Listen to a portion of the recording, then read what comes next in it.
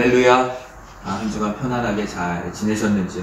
오늘은 성숙자반 이 책의 두 번째 과 복이라는 제목의 과를 함께 생각하겠습니다. 복이 무엇인가? 성경에서 말하고 있는 복이 무엇인가? 우리가 참된 신앙인으로 사모해야 할 복이 무엇인가에 관해서 쭉 나열해서 설명해 주고 있습니다. 너무나 방대한 양의 내용과 설명이 담겨 있기 때문에요. 굳이 여기 담긴 복에 대한 설명을 마치 교과서처럼 이렇게 기억할 필요는 없을 것 같습니다. 다만 함께 읽고 또 함께 나누고 생각하는 중에 이렇게 마음에 와 닿는 거라든지 나에게 자각을 하게 하는 어떤 부분을 가지고 묵상하면 그것으로 좋을 것 같습니다. 처음의 시작은 53쪽에 복과 축복 이렇게 되어 있습니다. 그러니까 복과 축복의 개념을 다루고 있는데 우리는 좀 복이라는 말과 축복이라는 말을 이렇게 구분 없이 사용하는 경향이 있습니다. 왠지 축복이라고 해서 복에 축자를 하나 더 붙인 건 이게 좀 더 강조되고 좀 더 좋은 것 같은 그런 느낌까지도 주기도 합니다. 하지만 복은 하나님께서 주시는 것이고 축복이라고 할 때 축은 빌어준다 라는 뜻이니까 복을 빌어준다 이런 뜻입니다. 축복은 복을 빌어준다 이런 뜻이에요. 저자는 복을 하나님의 애프터 서비스라고 이렇게 말합니다. 그러니까 하나님의 형상을 따라 우리 인생을 지어 이 세상에 내놓고 하나님의 복을 주시는 건 애프터 서비스, 하나님께서 우리 삶을 계속 잘 살아갈 수 있도록 도와주고 고쳐주고 지켜주고 확인해주고 하는 그런 애프터 서비스와 같다 이렇게 이야기합니다. 아무리 좋은 물건도 애프터 서비스를 받지 못하면 잘 활용할 수 없는 것처럼 하나님에 의해 창조된 인간은 하나님의 애프터 서비스인 하나님의 복 안에서만 아름답게 살아갈 수 있다. 저자는 이렇게 말합니다. 그런데 우리 한국교회에서 우리 그리스도인들에게 있어서 하나님의 복이 항상 문제가 됐던 것, 이것은 기복주의로 흐르는 경향 때문입니다. 문제는 하나님의 복을 사모하는 것이 아니라 복 자체를 목적으로 삼는 것이다 이렇게 말하고 있습니다. 자동차를 샀는데 자동차를 잘 쓰기 위해서는 애프터 서비스를 때때로 이렇게 받아야 하는데 자동차를 산 것의 목적이 애프터 서비스를 받는 일, 정비소에서 수리를 받는 일, 이것일 수는 없지 않겠느냐 하는 거죠. 하나님이 우리 인생에게 주시는 복이 하나님의 애프터 서비스라고 했을 때 우리가 우리에게 주어진 삶의 목적대로 잘 살아가도록 하나님이 복으로 우리를 도와주시는 것이지 복 자체가 우리 인생의 목적이 될 수 없다는 거죠. 복 자체를 목적으로 삼는 것을 기복주의라고 말하고 기복주의는 마치 자동차를 살 때의 애프터 서비스가 목적인 그런 우스꽝스러운 형태와 비슷하다 이렇게 말합니다. 그래서 54쪽 위에서 6번째 줄 보면 그리스도인의 목적은 하나님께서 주시는 복이 아니라 복을 주시는 하나님이시다 이렇게 말합니다. 저는 이게 아주 중요한 문장이라고 생각합니다. 하나님은 언제나 하나님 자신을 우리에게 선물로 주셨습니다.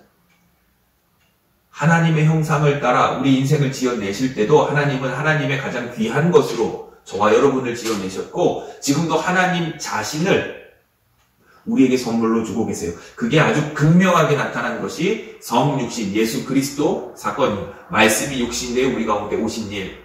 하나님은 하나님 자신을 우리에게 생명으로 주어서 우리로 영생의 삶을 살아갈 수 있도록 도와주셨습니다. 그런데 우리 인생이 하나님 자신은 무시하고 하나님이 주신 어떤 것에만 관심한다면 이건 참 서운한 일일 거예요. 남녀가 사랑하는 사람들이 남녀가 만나서 결혼해서 부부가 되었습니다. 그런데 아내가 남편을 사랑하지만 남편보다 남편이 주는 어떤 선물을 더 좋아한다고 생각해 봅시다. 남편이 아내에게 반지를 선물로 주었는데 반지는 아내를 향한 사랑의 증표이잖아요. 그런데 아내가 그 반지가 너무 좋아서 남편은 거들떠보지 않고 반지만 쳐다보고 있고 반지만 달라고 졸라댄다면 남편이 어떤 마음인지 어떤 상황인지 어떻게 그를 대하고 있는지 반지를 어떻게 준비했는지 이런 남편에 관심이 없고 그저 자기 손에 쥐어진 반지 이 반지 말고 저 반지 말고 그 반지 계속 다른 반지만 하고 있다면 이거 참 서운하고 안타까운 일이 아닐 수 없습니다. 이처럼 하나님 앞에서 복을 목적으로 삼는 삶은 마치 선물을 준 사람은 잃어버리고 그 선물에 매여 있는 것과 같은 형편이다, 이런 설명입니다. 하나님은 하나님 자신을 우리에게 선물로 주셨는데 하나님 자신에게 하나님에게 관심을 기울이지 않는 것, 이것은 참 안타까운 일이다. 그리고 54쪽에는 축복에 대한 설명을 하고 있습니다. 반면에 축복의 축은 한자로 빌축이므로 축복은 복을 구하다 혹은 복을 빌다는 의미이다. 따라서 축복은 사람과 사람 사이에서만 사용 가능한 말이다, 이렇게 설명합니다. 그러니까 하나님이 축복해 주시고, 이런 말은 엄밀히 말하면 틀린 말이라는 거죠. 하나님은 우리에게 복을 주시는 분이지 하나님이 누군가에게 복을 청하는 그런 경우는 아니에요. 저는 제가 복을 줄 수 없으니까, 제게 복이 없으니까 하나님의 복이 임하도록 축복할 수 있습니다. 근데 하나님은 복을 가지고 복의 주관자이시니까 하나님은 복을 주시는 분이에요. 그러니까 하나님께 복을 청하는 것이지 하나님께 축복을 청하는 것이 아니죠. 사람과 사람 사이에는 그 하나님께 있는 복이 없기 때문에 하나님께서 복 주시기를 축복하는 것이다. 우리는 이런 복과 축복의 개념을 엄밀히 구분하진 않지만 그 말에 담긴 뜻을 새겨볼 때는 그러하다. 이제는 우리가 배웠으니까 배운 대로 축복이라는 말과 복이라는 말을 구분지어 사용할 필요가 있겠다, 이렇게 생각합니다.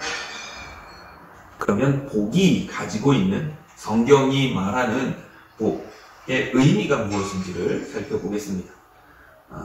복의 문자적 의미, 이렇게 해서 55쪽에 있는데 55쪽 아랫단을 보면 복의 첫 번째 문자적 의미는 창대함, 번영이다.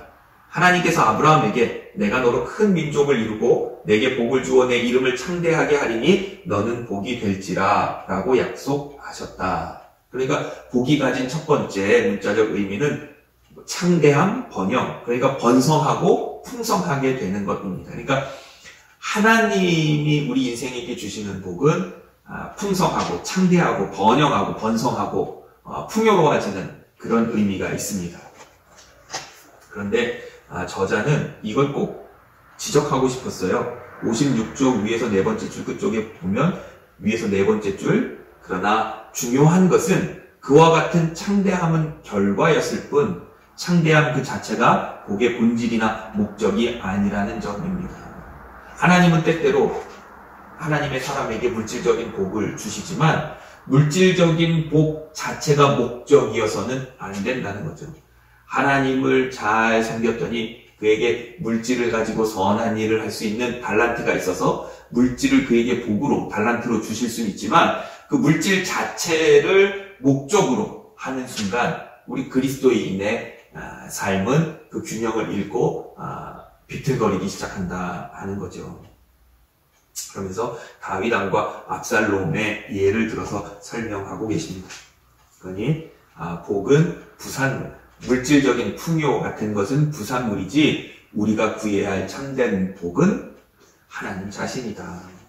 58쪽을 보면 맨 위에서 두 번째 줄 보면 그대가 창대함과 번영을 삶의 목적으로 삼는다면 창대함과 번영은 그대에게 복이 아니라 자기 파멸의 지름길이 되고 말 것이라, 이렇게 얘기합니다.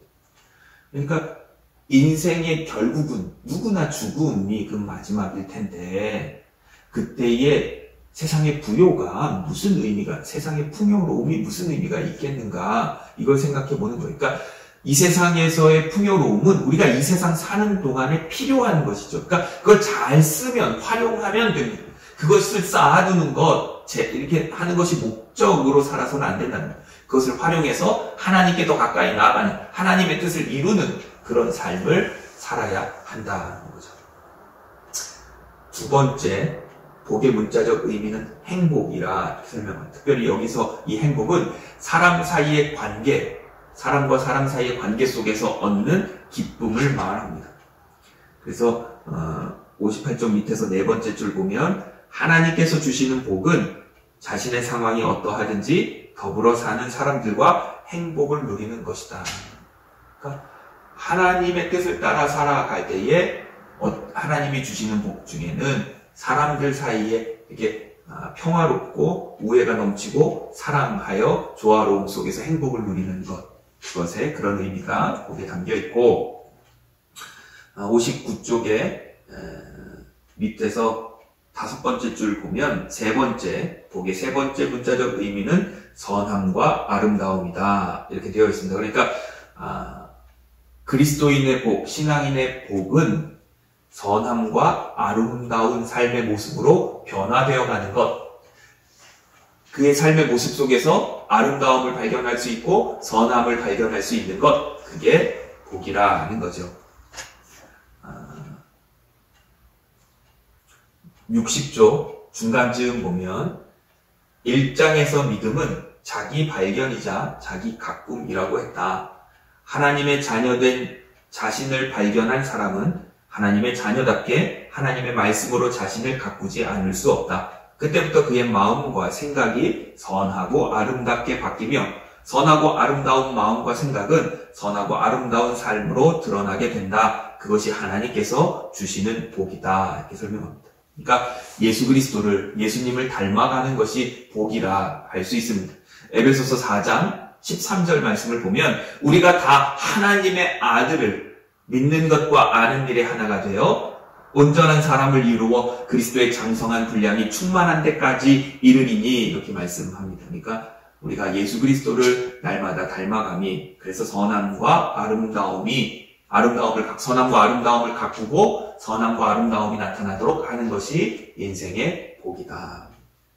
네 번째는 61쪽에 위에서 네 번째 줄에 복의 네 번째 문자적 의미는 바른 길 정도다. 그러니까 하나님의 말씀을 따라 행하는 것, 하나님의 말씀을 따라 살아가는 것이 복이라는 거죠. 시편 1편 1절로 2절 말씀을 제가 읽어드리면 복 있는 사람은 악인들의 꾀를 따르지 아니하며 죄인들의 길에 서지 아니하며 오만한 자들의 자리에 앉지 아니하고 오직 여호와의 율법을 즐거워하여 그의 율법을 주야로 묵상하는도다. 이렇게 말씀합니다. 그러니까 복이 있는 사람은 세상 사람들이 좋아하는 그것만이 갖는 것이 복 있는 사람이 아니라 하나님의 말씀을 따라 행하는 것이 복이라 시편 1편은 그렇게 노래하고 있습니다.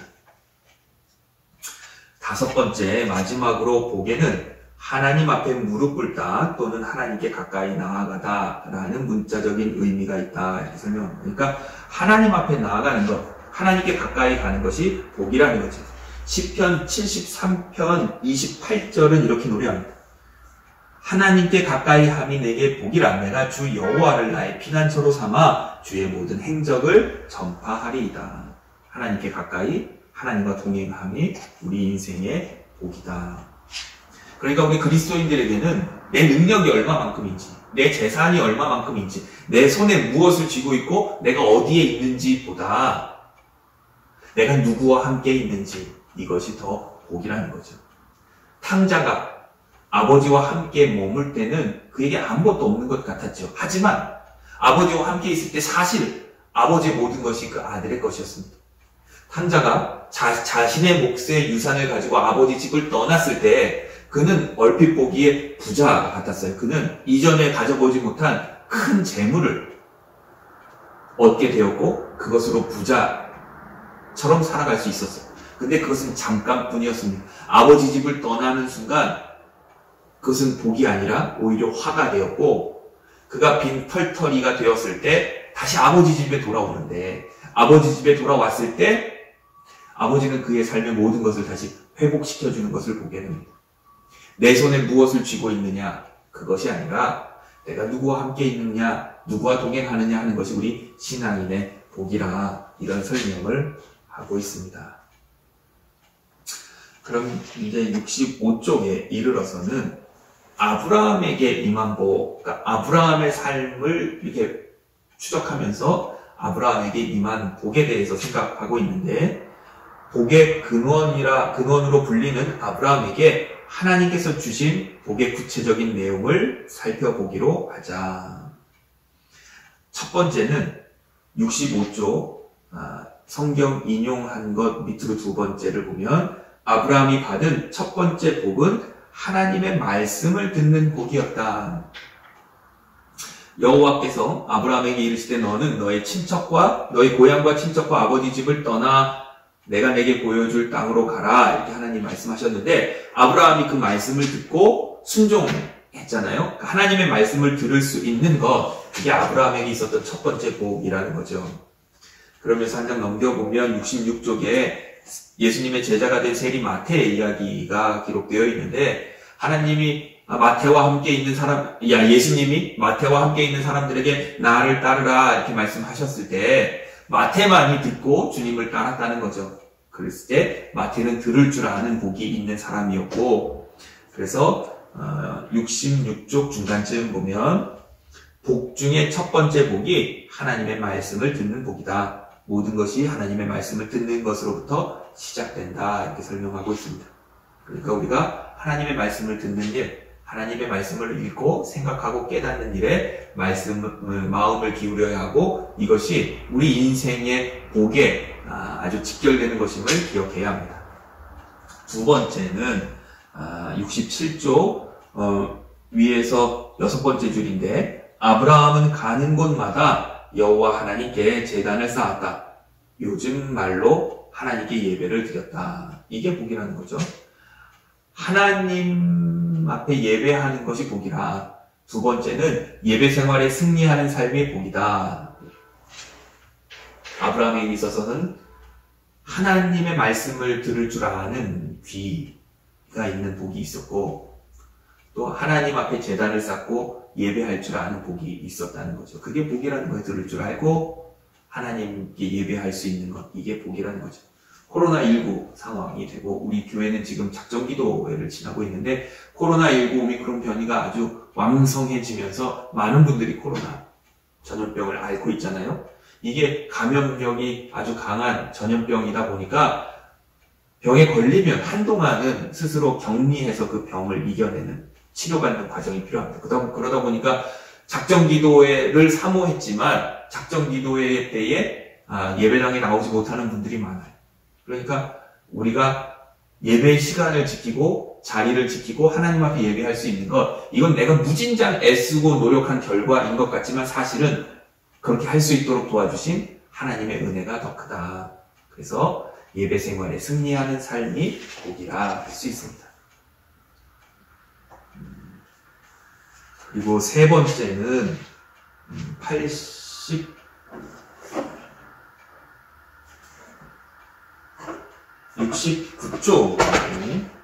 69조 위에서 여섯 번째 줄 보면, 아브라함은 세상의 땅이 아니라 하나님과 깊이 교제하는 바른 길, 즉 정도를 택한 것이었다. 아브라함은 알고 있었다. 세상의 땅을 목적으로 삼으면 잠시 화려하게 살 수는 있지만 그 결과는 허망하게 끝나 버린다는 것. 그러니까 아브라함에게 있어서 복의 근원이라고 불리는 아브라함에게 세 번째 발견할 수 있는 복은 무엇인가? 하나님의 말씀을 따라 바르게 살아가는 것, 그것이 복이라는 거죠. 조금 전 시편 1편의 말씀을 인용한 것처럼 세상에서 사람들이 소망하는 많은 것들을 많이 갖는 것이 복이 아니라 하나님의 말씀을, 오직 여호와의 율법을 주야로 묵상하며 그 말씀을 따라 사는 것이 복이라는 거죠. 그러면서 아브라함과 롯의, 조카 롯의 이야기를 통해서 소돔과 고모라를 눈에 보기에 좋은 땅을 택했던 롯은 그렇게 허망할 수밖에 없었지만 하나님의 뜻을 따라 삶을 살아갔던 바른 길과 정도를 택했던 아브라함은 끝까지 하나님의 복을 누리는 그런 삶이 될 수 있었다는 거죠. 네 번째로 아브라함에게서 발견될 수 있는 복은 70조 성경을 인용한 것 바로 위에 줄에 보면, 세상의 땅을 목적 삼지 않고 하나님과 깊이 교제하는 믿음의 정도를 택한 아브라함 가정은 행복의 요람이었다. 이렇게 설명합니다. 그러니까 네 번째는 행복, 웃음입니다. 아브라함의 아내 사라가 하나님이 나를 웃게 하셨다 이렇게 고백하는데, 이것은 바랄 수 없는 중에 아들을 낳음으로 이삭을 얻게 되므로 사라에게 행복의 웃음을 주셨다는 뜻이고, 남편 아브라함도 100세에 아들 이름을 이삭이라 지었는데, 100세에 얻은 아들 이름을 이삭이라 지었는데 그 의미는 웃음이었다. 그러니까 하나님의 복은 하나님의 뜻을 따라 하나님과 깊이 연합하고 교제하는 사람이 누릴 수 있는 행복, 이것이 복이라.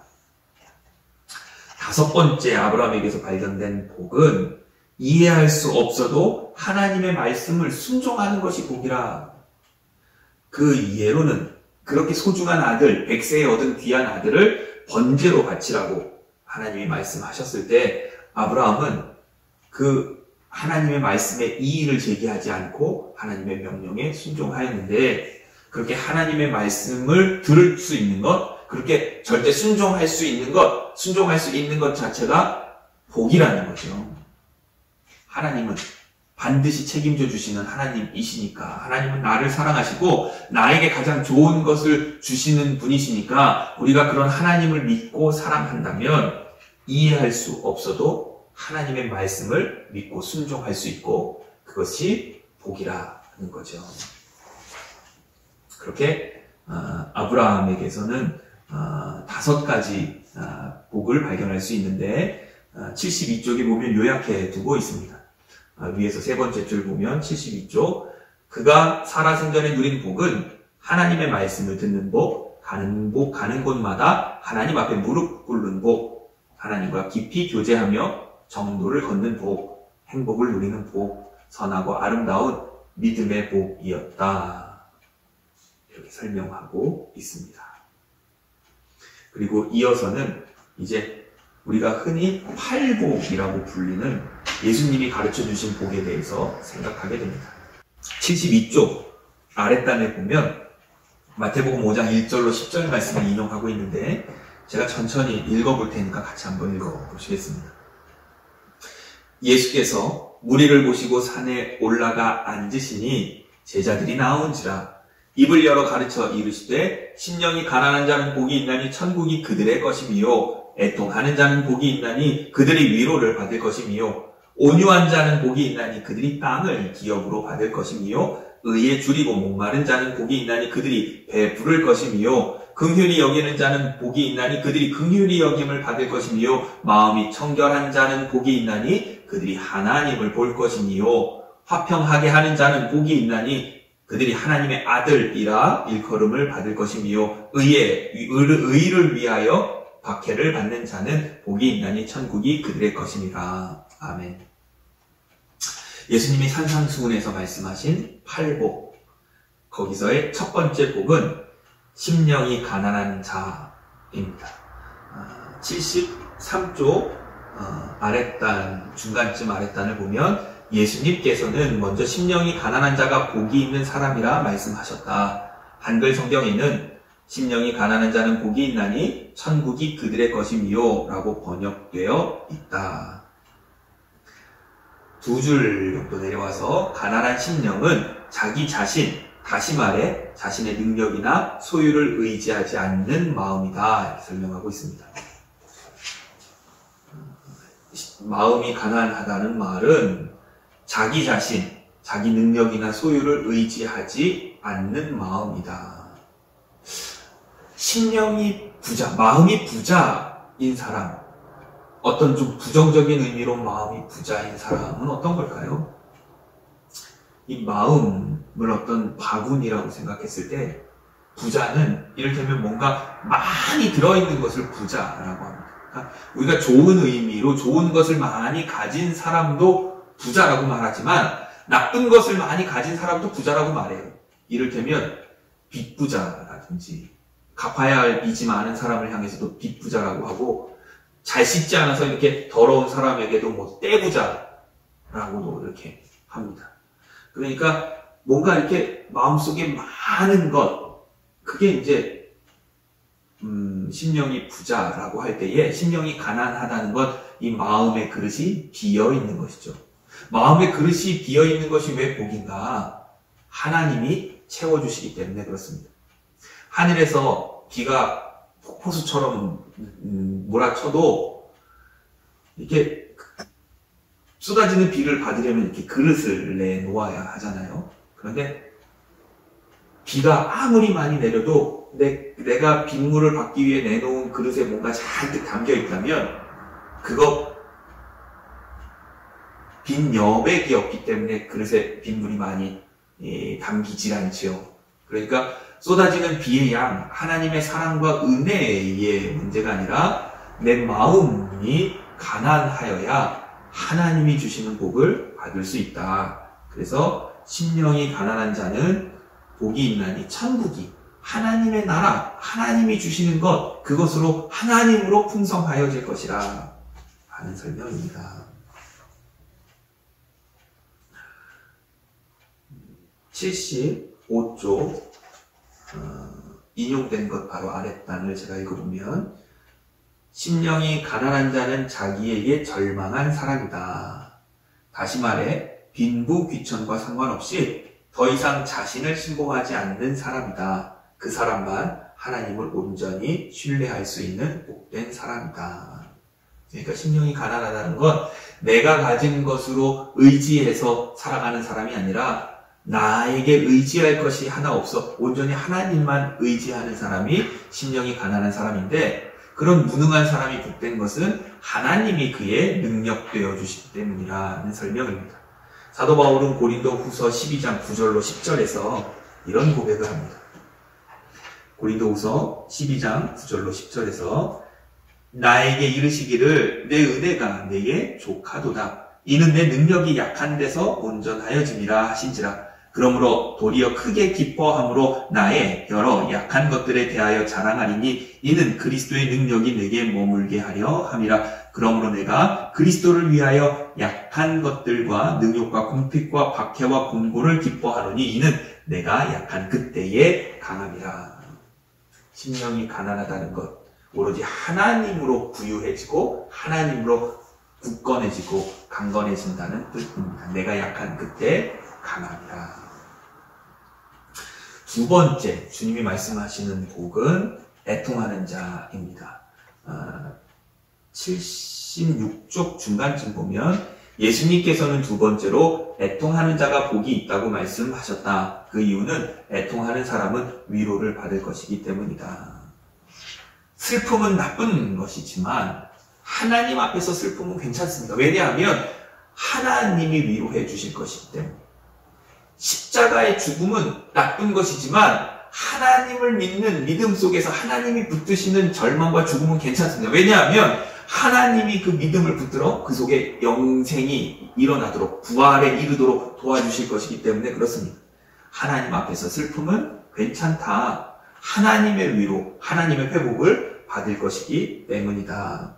그래서 77쪽 밑에서 5번째 줄 보면 하나님 앞에서 애통하는 사람은 하나님의 위로로 채움받기에 애통하는 만큼 그 결과는 자신을 애통하게 만든 상황의 극복으로 나타난다. 십자가의 죽음을 앞두고 심히 고민하고 슬퍼하시며 겟세마네 동산을 찾으셨던 예수님께서 의연히 십자가의 죽음을 향해 나아가실 수 있었던 것은 앞에서 언급한 것처럼 애통의 기도를 통해 하나님의 위로로 채움을 받으셨기 때문이다. 팔복 중에 세 번째는 78쪽 밑에서 네 번째 줄, 세 번째로 예수님께서는 온유한 자가 복이 있다고 하셨다.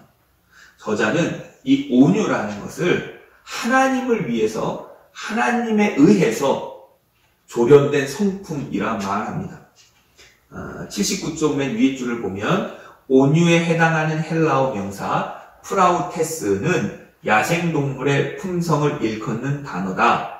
야생동물의 품성은 거칠다. 그러나 조련사에 의해 훈련받은 야생동물은 거친 품성은 그대로 있지만 그 품성을 더 이상 자신이 아니라 주인을 위해 사용한다. 그러니까 주인을 위해 사용하는 성품, 이게 온유라는 거죠. 온유는 자신의 성품을 하나님을 위해 쓰는 것.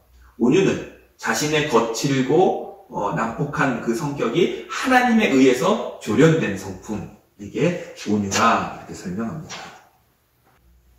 81조 위에서부터 10번째 줄 보면 온유한 자는 복이 있나니 그들이 땅을 기업으로 받을 것이니요 이렇게 말합니다.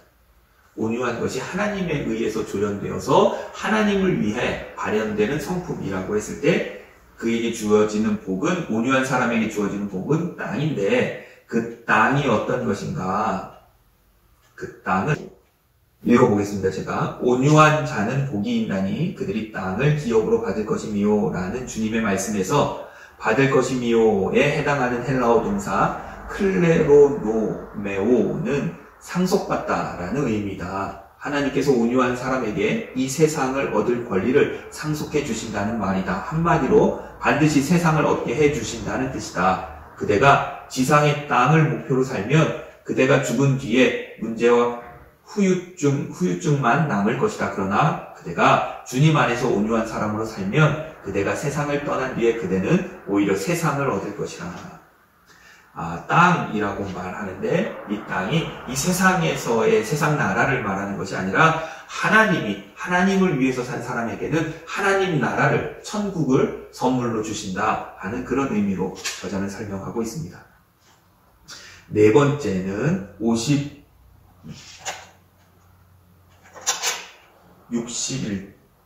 81쪽 밑에서 네 번째 줄. 네 번째로 예수님께서는 의에 줄이고 목마른 자가 복이 있다고 말씀하셨다. 의에 줄이고 목마른 자.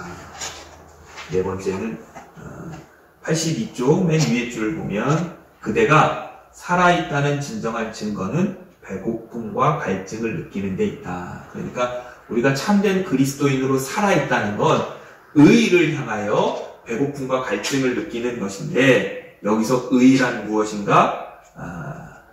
82쪽 밑에서부터 하나, 둘, 셋, 넷, 다섯, 여섯, 일곱, 여덟 번째 줄 보면 의인은 하나님과 바른 관계를 맺는 것이다. 그러니까 하나님과의 관계, 하나님과의 사귐, 하나님과 동행하는 것에 갈증과 배고픔을 느끼는 사람이 살아있는 그리스도인이라 이런 설명입니다.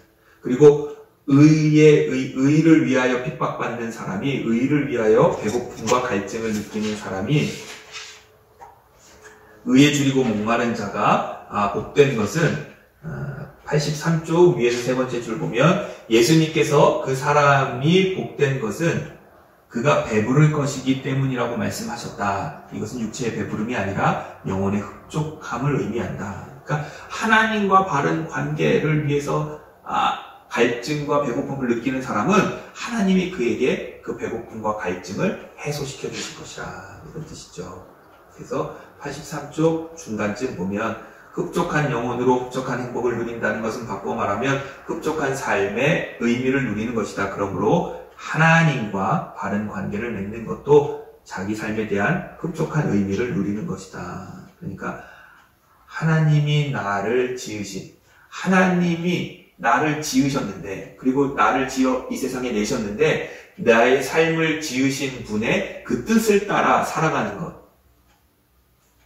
흡족한. 하나님이 나를 지으시는데 나를 만든 사람이 내가 어떻게 살아가는 것이 좋은지 더 잘 아는데 나를 사용하는, 내가 살아가는 사용 설명서가 하나님께 있고 하나님과의 바른 관계를 가진 사람은 가장 나답게, 가장 나다운 행복과 즐거움과 기쁨과 인생의 보람을 찾아가며 그렇게 살아갈 수 있다. 이런 설명입니다. 다섯 번째는 84쪽 위에서 두 번째 줄 보면 다섯 번째로 예수님께서는 긍휼히 여기는 자가 복이 있다고 하셨다. 까닭인즉 긍휼히 여김을 받을 것이기 때문이라. 긍휼이란 말을 사전에서 찾아보니까 불쌍하고 가엾게 여겨 도와줌이라고 되어 있습니다.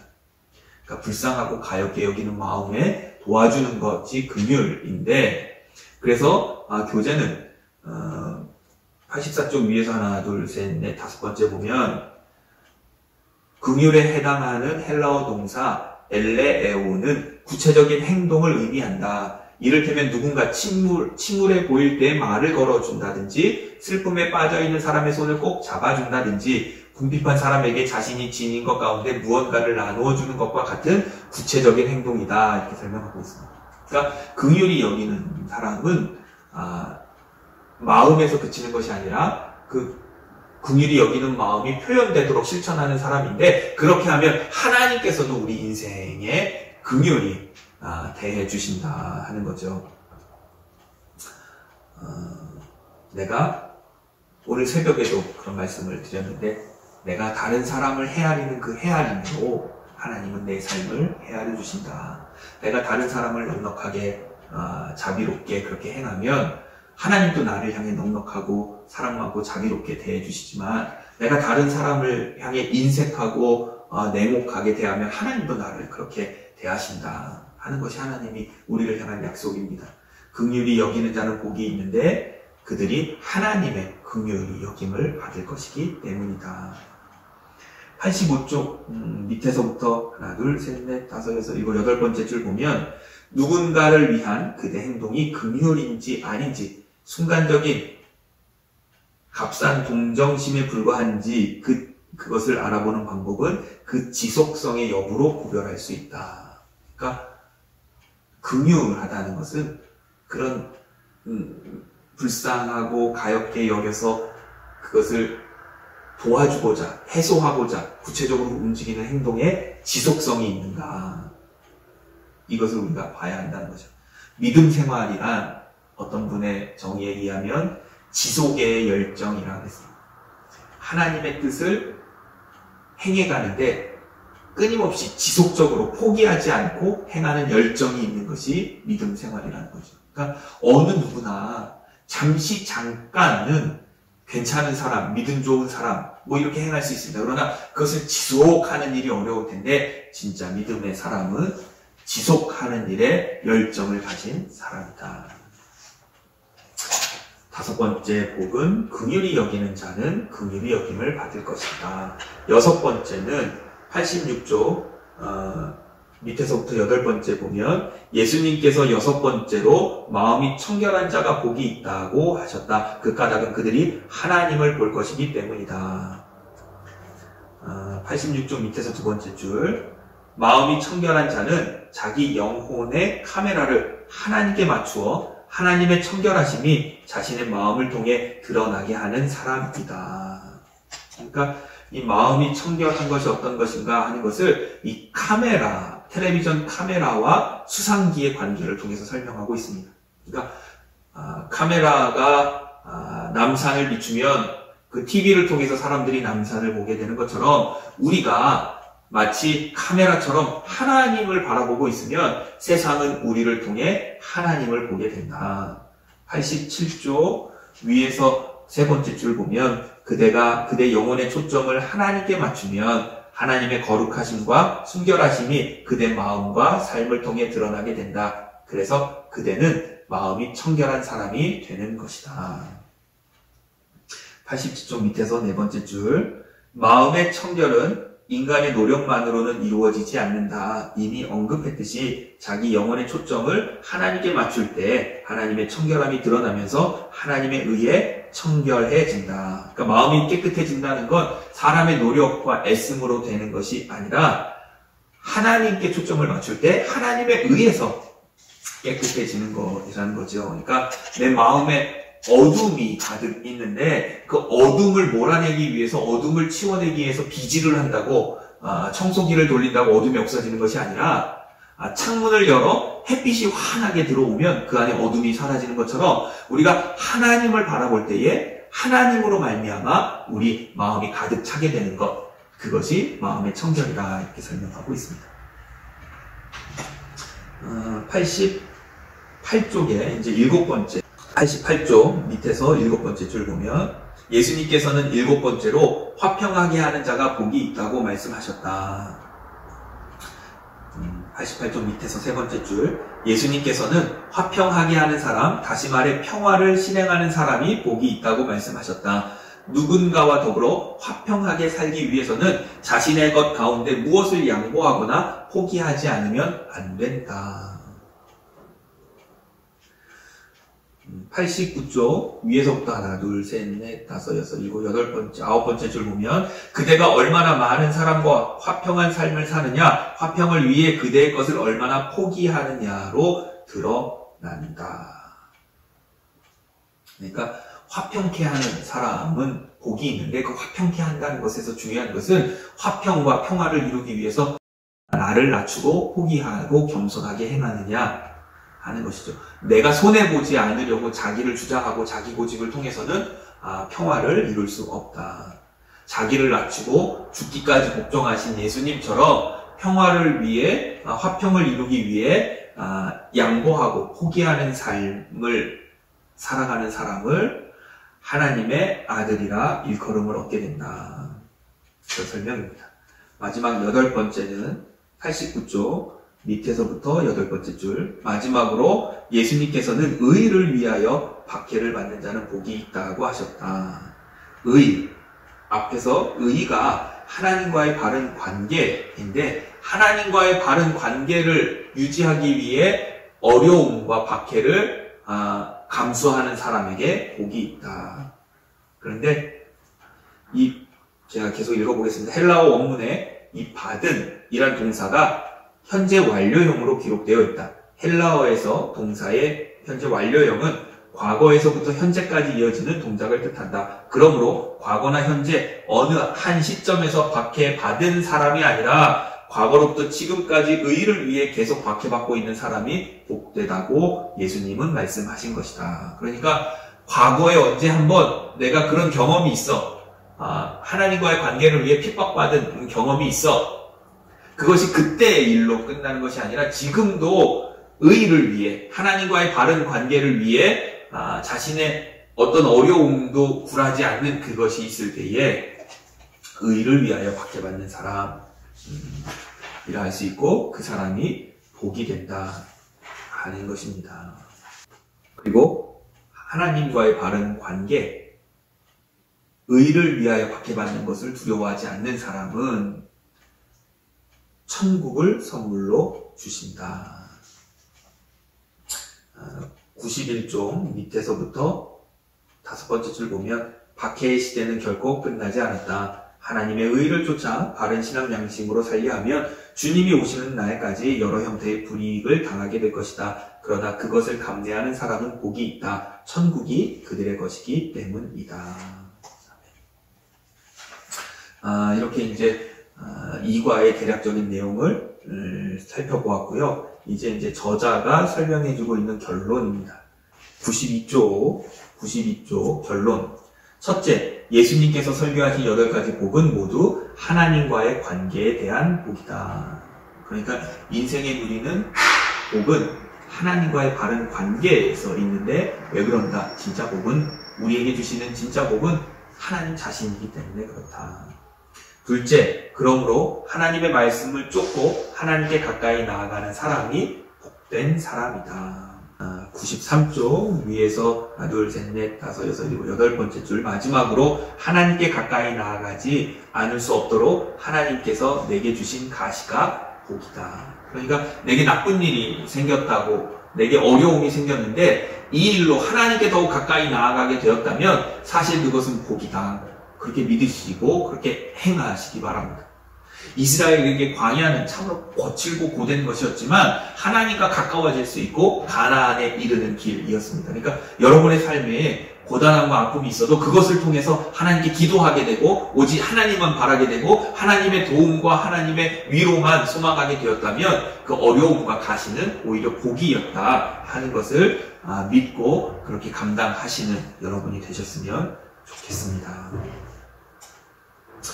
94쪽 밑에서 7번째 줄 보면 한자 복을 풀어보면 보일시, 한일, 입구, 밭전이 된다. 한자의 입구는 언제나 사람인과 동일시 된다. 따라서 한자 복의 문자적인 의미는 한 사람이 자신의 밭을 다른 사람에게 보여주는 것이다.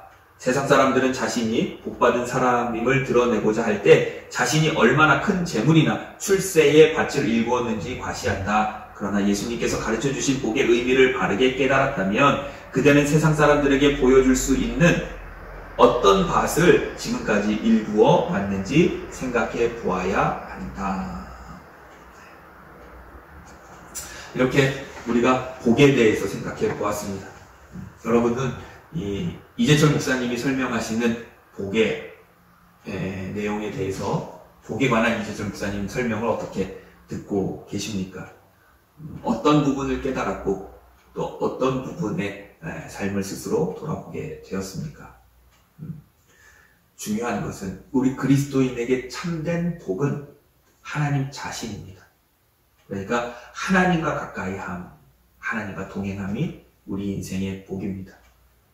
하나님과 가까이 함으로 어떤 형편이든 자족하고 이겨내고 말씀대로 행할 수 있는 능력, 그것이 우리 인생의 참된 복일진데, 우리 순례중학교의 모든 성도 여러분, 하나님과 가까이 함으로 하나님께서 우리 각 사람에게 맞춤으로 내어주시는 복을 여러분 삶 속에 충만하게 누리는 믿음의 삶이 펼쳐지시기를 주님의 이름으로 축복합니다. 아멘. 기도하겠습니다. 사랑과 긍휼이 많으신 하나님, 우리에게 늘 좋은 것으로, 풍성한 것으로, 귀한 것으로 더하여 주시기를 원하시는 주님, 하나님 앞에서 살아가는 우리가 하나님께서 내게 주신 것이라면 그것이 나에게 가장 좋은 것임을 믿는 믿음이 있게 하여 주옵소서. 때로는 우리 인생길이 가시밭도 만나고 또 꽃길도 만날 수 있겠지만, 하나님이 주시는 것이라면 그게 광야이든 홍해이든 꽃길이든 가시밭길이든 십자가이든 내게 가장 소중한 것, 가장 귀한 것, 복임을 믿고 하나님을 향하여 우리 삶을 바로 세우는 기회로 삼게 하여 주옵소서. 어렵고 고단한 이때를 살아갑니다. 전염병으로, 혼란스러운 사회적인 상황으로 미래를 예측하기 어려워 우리가 하나님을 더 의지하게 되는데, 우리의 마음이 청결하여져서 하나님으로 풍성한 믿음의 삶을 배우고 연습하는 기회가 되게 하여 주옵소서. 이 시간 하나님의 은혜를 사모합니다. 하나님만을 구하며 우리 삶을 경주할 때에 하나님이 주시는 것으로 풍성함을 누리는 우리 믿음의 삶이 되도록 도와주옵소서. 하나님 늘 우리와 함께 하시고 늘 좋은 것으로 채우시는 하나님, 좋은 하나님을 믿으며 우리 주 예수 그리스도의 이름으로 기도드립니다. 아멘.